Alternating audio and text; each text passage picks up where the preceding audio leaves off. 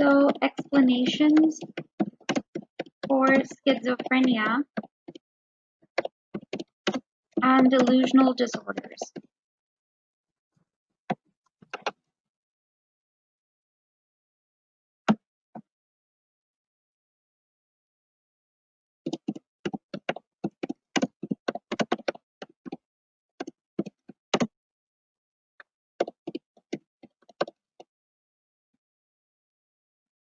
So what do you think are the possible explanations for schizophrenia?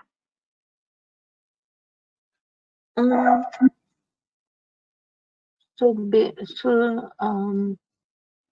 so we can say what schizophrenia and delusion disorders are about, their symptoms, their causes, and we can refer it to a study, like a case study. We could say that it's a severe mental illness where contact with reality and insight are impaired. Um, yeah, I'm not sure what Absolutely, yes, what that's right. explanation. So what we can do is we Okay. can divide the explanations for schizophrenia and delusional disorders into three types. The first type would be genetic. The second type would be Okay. biochemical. And the third type would be cognitive. Excuse me. So what we're going to do is, right, we're going to consider the explanation for why schizophrenia and delusional disorders exist under these three headings.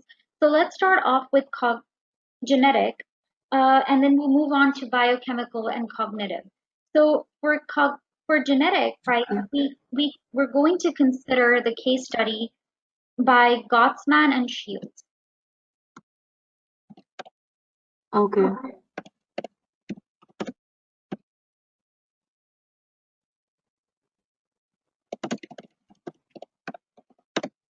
So this case study was conducted in 1972, and according to the study that was conducted, that the genetic explanation for schizophrenia was that individuals are more likely to develop schizophrenia if they share genes with someone else who has the same problem. Okay. So according to Gottsman, right, if you have like a series of abnormalities that already exist in you uh, because you share genes with someone who already had the same issue, so then you could have symptoms of psychosis, you could have symptoms of uh, you could and the best way to figure that out is you use genetic testing.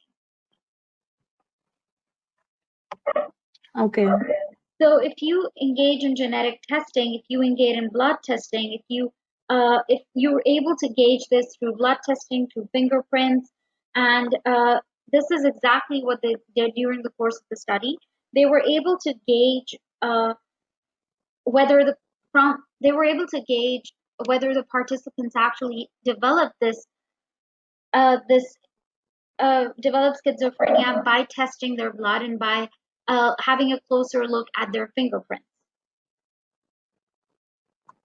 So it can be inherited, right? According to the genetic explanation for schizophrenia and delusional disorders, these disorders can be inherited. So it's something that you may be born with, something that is passed down to you because of the genes that you've inherited. Okay. So that is a possibility.